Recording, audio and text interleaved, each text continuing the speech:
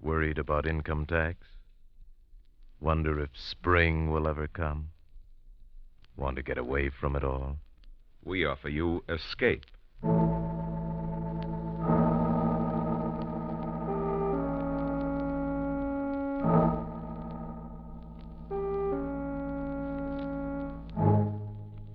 You were alone in your book-lined study, listening to the idiot gibberings of a parrot, and beside you, caressing you, is an invisible thing, a loathsome thing, from which you must escape.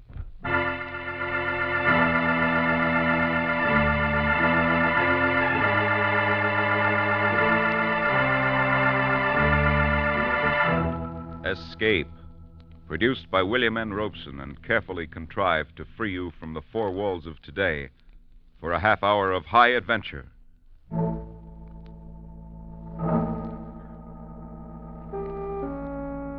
Today, we escape to the West End of London, to a little house just off Hyde Park, where lived a man who didn't like people.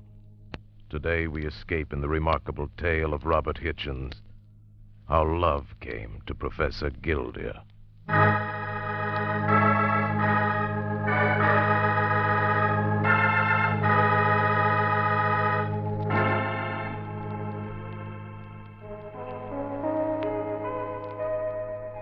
It has been said that no night ever passes over London town that sees not some strange and curious event, some occurrence too incredible to bear repeating in the light of day.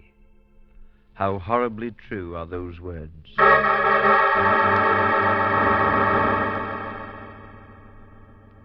It's been over a year now since the night I first met the amazing Professor Guildea. I had delivered a sermon at the rectory of St. Swithin in the East End, and was passing through the foyer in departure when I was accosted brusquely by an odd little man, remarkably sharp-featured, his face adorned by a pointed black goatee. Pardon me a moment, please. I believe you're Father Murchison? Yes, that's right, but I don't think I've had the pleasure of... Perhaps you've heard of me. My name's Guildea, Professor Guildea. Guildea, why, yes, you're the famous psychologist. Yes, psychologist, biologist, anthropologist, philosopher, and that takes care of that. Sir, I never attend religious services. It appears you've done so tonight. I came for one reason, to hear you. Find out why an otherwise normal colleague of mine thinks you're the most convincing speaker he's ever listened to. And did you find out? No, your talk was intelligent, logical. Therefore, it could never convince anybody of anything. Thank you. You're a direct man, Professor Guildea. No time to be anything else. I'd like to have you dine with me, Father Murchison, say a week from tonight, 7 o'clock. I live at number 100 Hyde Park in the West End. Can't we make it 2 weeks? I'm preaching at St. Saviour's that night, just round the corner from the park. And I'm afraid it'll have to be nearer 8:30 than 7. The service isn't over so early. We can't even agree on a time for dinner. Very well, 8:30, 2 weeks. Good night, sir.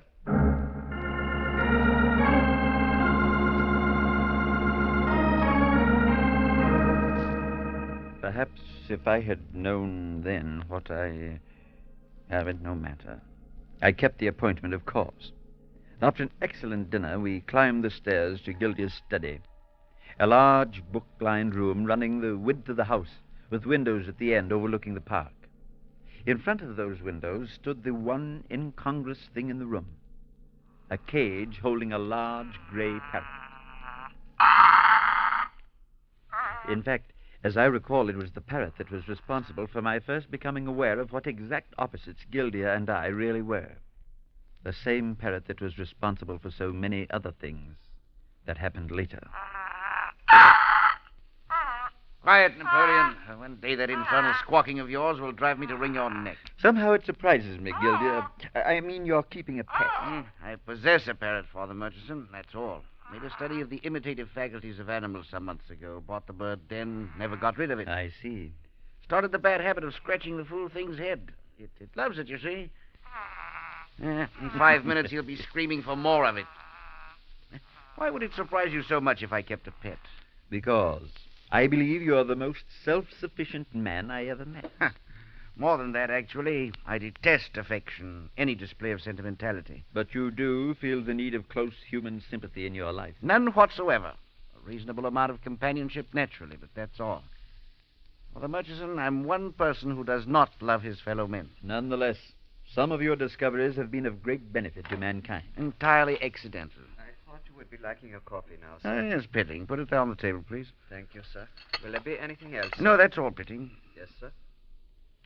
An excellent servant there. I know nothing of Pitting's thoughts or feelings, nor he of mine. Perfect relationship. And if a crisis occurred, if you needed to call on him as a friend. It would take a considerable crisis. What about the parrot?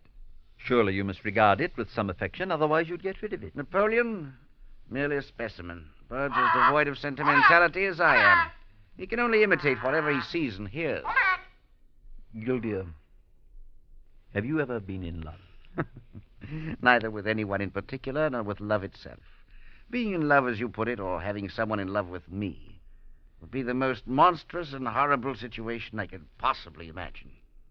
All of a sudden, I feel a very great sense of pity. For whom? For you.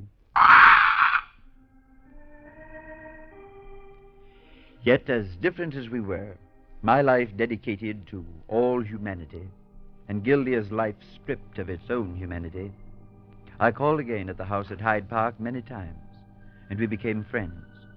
We talked away many evening hours in the months that followed, sitting by the book-covered table in the long study, the grey parrot chattering away in the background, with the lamplight barely reaching the farther corners.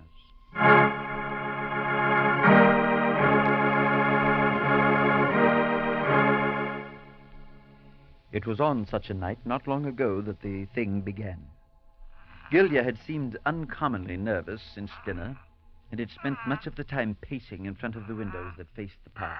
Found it, Murchison. I can't seem to relax tonight. I ever feel a completely unaccountable presentiment, a sense that something remarkable was about to happen. Oh, yes. Usually it never did. Turned out to be the effect of too much coffee. Oh, it's not that. Coffee doesn't bother me. Nothing does. Well, then suppose you stop pacing the floor and sit down. You're wearing me out. You noticed how well Napoleon's learned to imitate your voice? Yes, I have, and it's almost insulting at times.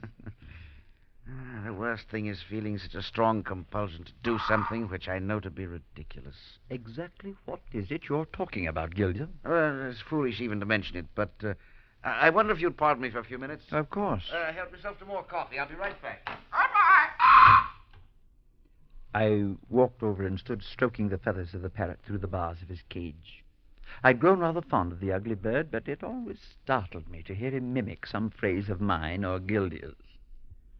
Napoleon, you're a true creature of the devil. Creature devil, creature devil. I happened to glance out of the window toward the park across the street. The arc lamp at the corner threw a dim gleam across a bench set just inside the paling. And I was surprised to see Professor Guildea moving about the bench, peering under it, behind it, staring into the shadows nearby. He kept this up for some minutes, then crossed the street and came back toward the house. In a moment, I heard him ascending the stairs. Father Murchison, has anyone entered this room since I went out? I know. You mean Pitting, of course. He hasn't been in. Strange. Very strange. I saw you across the street in the park. What were you doing? I thought I saw something, wondered what it was, that's all. Did you find out? No. What's wrong with the parrot? Never made a sound like that before. What do you mean? He seems all right. Napoleon, stop that. What was it you thought you saw? Nothing. As you said, most likely it was the coffee. Only I'm very much afraid that... Oh, no. In this day and age, it's impossible.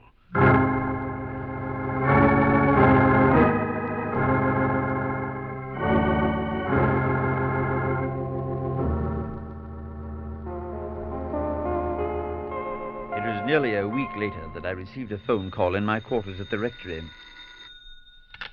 Father Murchison here. This is Pitting, sir. Professor Guildea's man. Oh, yes, Pitting. How are you? Very well, thank you, sir. The master would greatly appreciate your calling at the house this evening, if it's convenient, sir. Oh, anything wrong? I could not say, sir. But why didn't he phone himself? He isn't ill. I think not. He suggested 8 o'clock, sir. May I tell him you'll come? Yes. Yes, by all means. Tell him I'll be there at 8.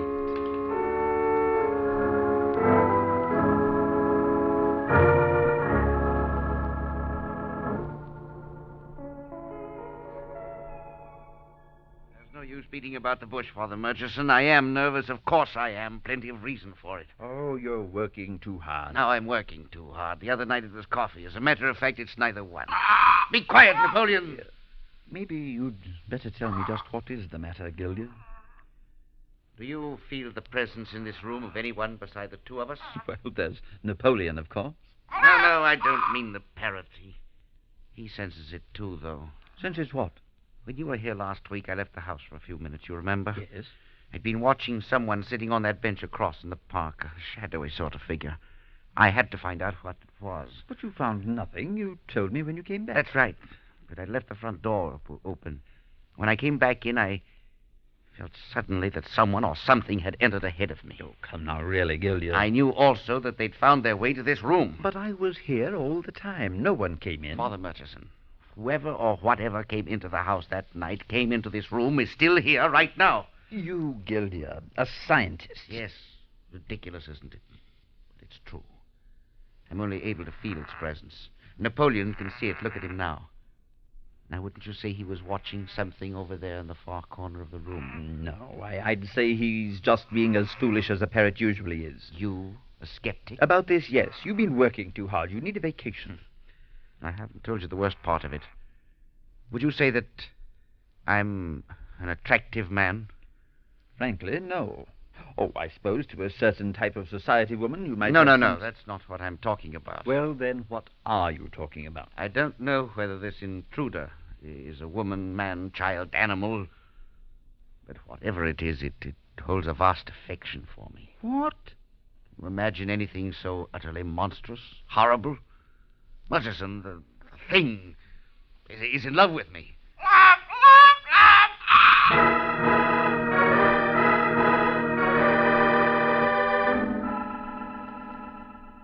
I could not, would not accept Guildea's belief. And yet the alternative was even more frightful. For I could only decide that the long hours of study and lecturing had affected his mind, had brought him, in fact, to the verge of insanity. I persuaded him finally to get away for a while, leave the house, forget his professional problems, take a short trip. I accompanied him to Victoria Station, saw him off on the boat train, and then, caught up in my duties, I had little time to consider the strange affair for nearly 10 days.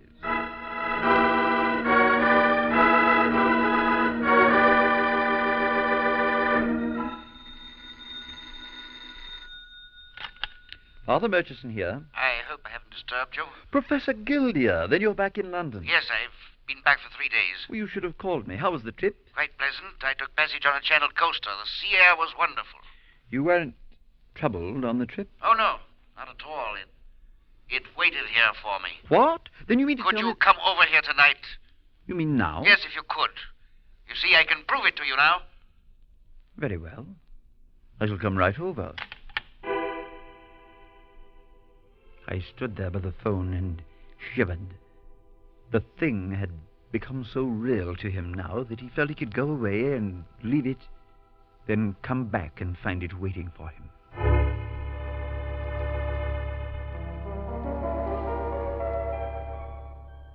That's why I didn't call you when I first came back. I wanted to be sure.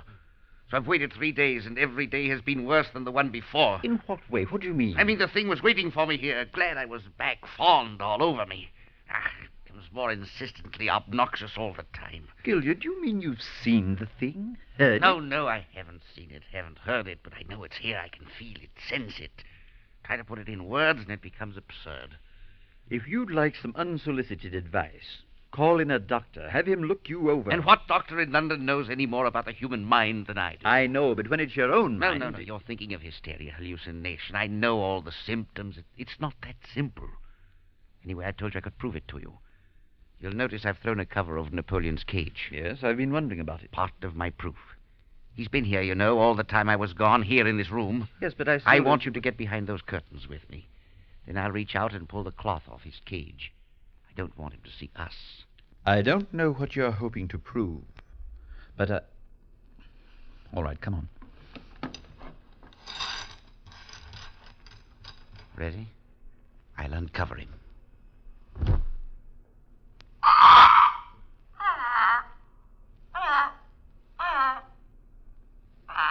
We crouched there behind the curtains, watching the parrot. He protested a while at being so rudely disturbed by some unseen agency, climbed about the cage with claws and beak, pecked at crumbs, appeared entirely normal.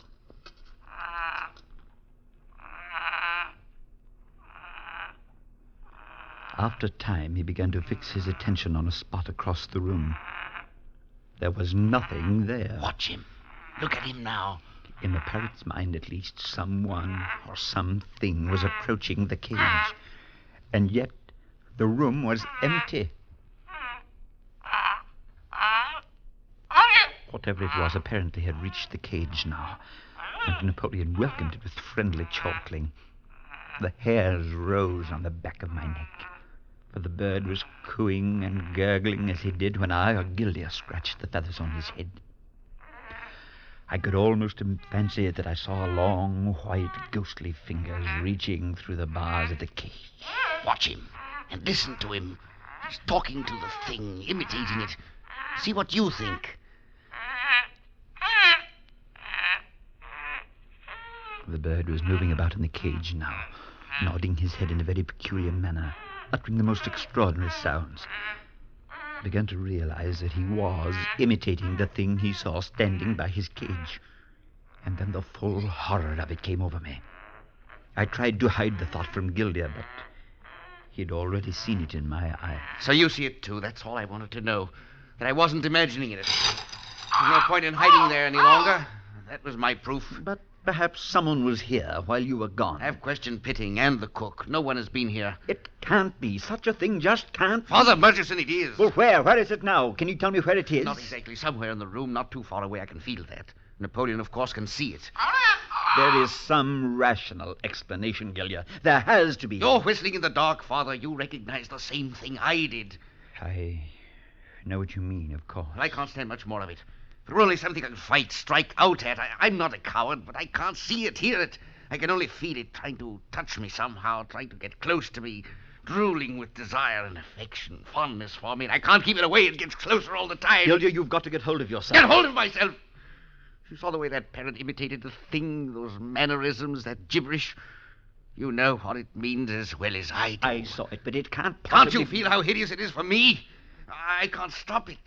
The thing makes love to me, caresses me, and whatever it is, it has no mind. You saw that. That thing is a slobbering idiot.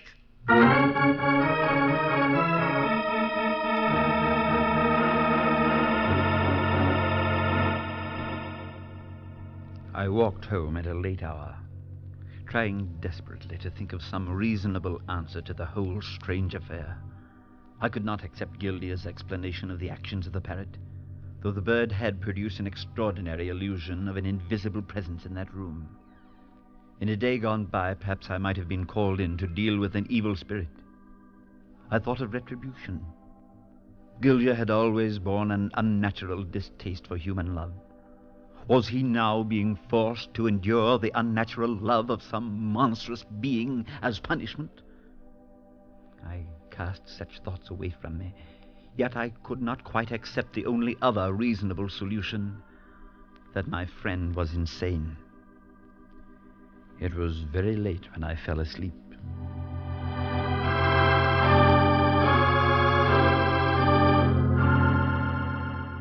The following evening I preached at Warwick Chapel and returned to my quarters about 9. I found that Pitting had called a short time before and left a rather puzzling message. Implore that you come to Hyde Park at once. Otherwise I cannot answer for the consequences.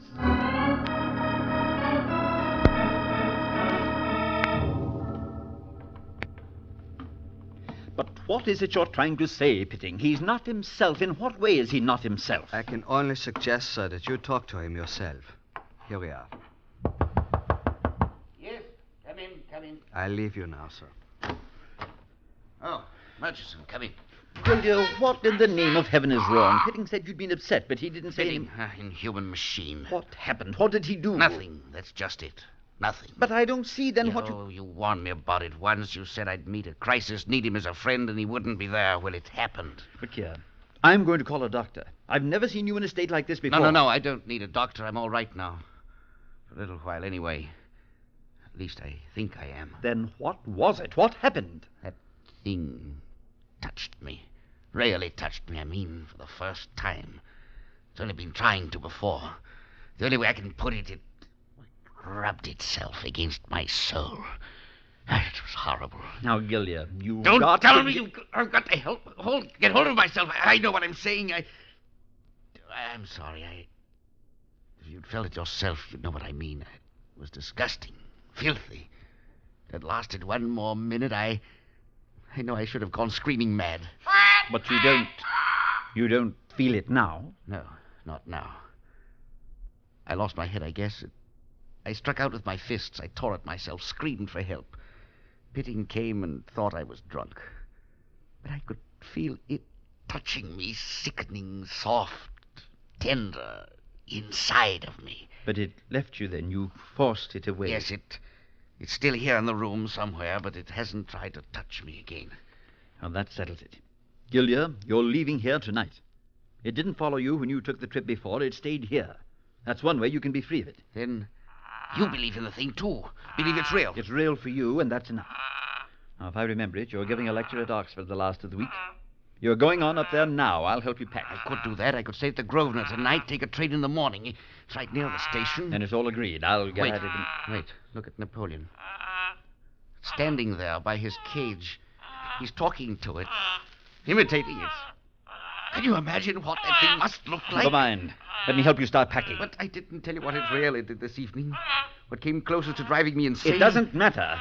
The thing kissed me, Murchison, but not from the outside. What? I could feel it, warm and wet, kissing my lips from the inside.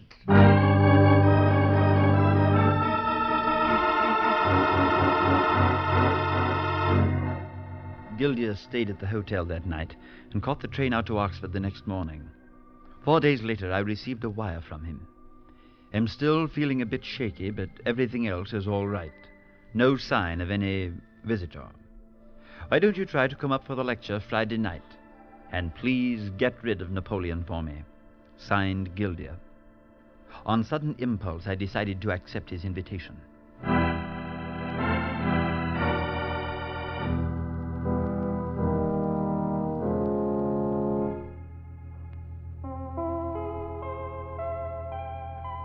My train was late, and I arrived at Oxford with only time enough to go directly to the seminar. I slid into my seat just as Guildea was introduced and began his talk. He was pale and perhaps a bit drawn, but seemed otherwise composed and in control of himself. As I sat there, my mind wandered away from his talk, seeking some solution for the horrible problem which I regarded as being as much my own as Guildea's. I decided I would try to persuade him to sell the house in Hyde Park Place, since his strange fixation seemed to be bound up with it. Try to find lodgings elsewhere. Some 10 minutes passed when suddenly I noticed Guildea was becoming very nervous. He faltered in his talk, seemed to be confused. He stood there on the platform, deathly pale, his hands out as though pushing something away from him. Please don't. I knew what was wrong. Ah! Pardon me, please. Could I get through? Pardon me, let me to him, please. Pardon me, I'm his friend. Guildea, can you hear me? Murchison. Yes. Everything's all right. It came here, found me out. It rubbed up against me on the platform. It's no use. Take me back to London.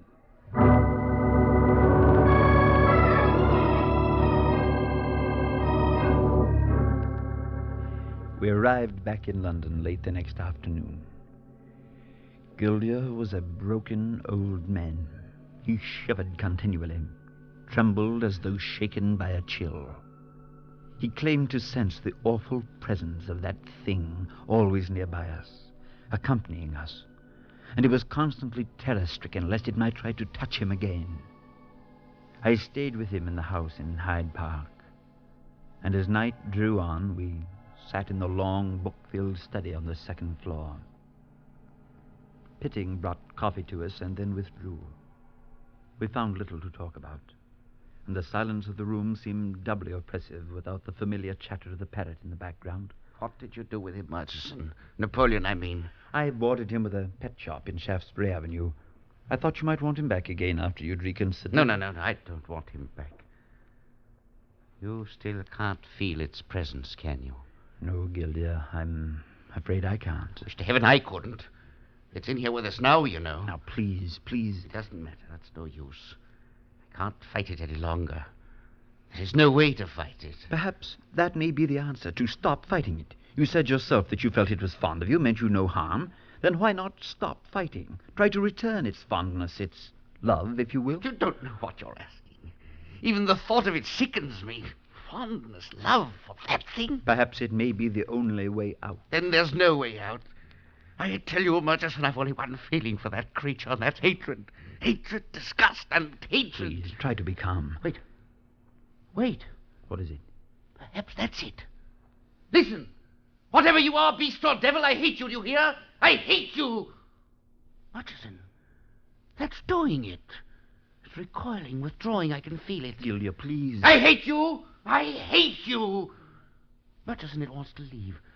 It's beginning to hate me, too, but it wants to leave now. Open the door. Go downstairs and open the front door. Open the front door and let it out. All right, Guildea, if you'll feel better about Wants it. me to go along, but I know how to fight it now. Go, Murchison, hurry. I hate you. I hate you. I hate you. I ran down the stairs and threw open the front door. I stood there, breathing in the night air. It was clear and cold, and the stars hung overhead. I looked across to the park, saw the glow from the street lamp falling on the empty bench directly opposite. And at that moment came a sound that froze my blood with horror. I stood there, paralyzed, unable to move. Seconds passed, perhaps minutes, I don't know. I don't know how long I stood there. I glanced across at the empty bench, and for one moment thought I saw a shadow sitting on it. A vague shadow as Guildea saw it one night weeks before. And then the bench was empty, and I heard Pitting running down the stairs. Father Murchison, come quickly. Professor Guildea, it was his heart, I think. Yes, I believe it was his heart. But Father Murchison, he's lying up there now, sir. He's dead. Dead? Dead, Pitting? I hope so. I sincerely hope so.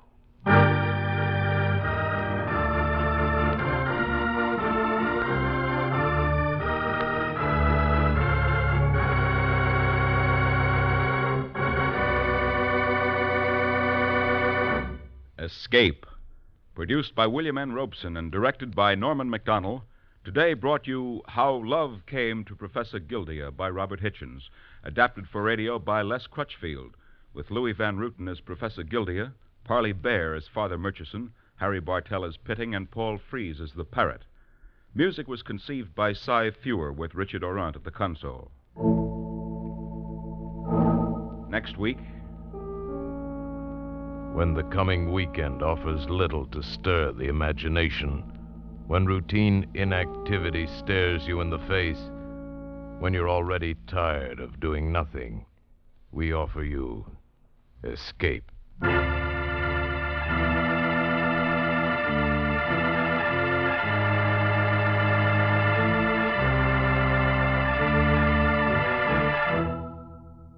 Next week, we bring you another exciting story of high adventure. This is CBS, the Columbia Broadcasting System.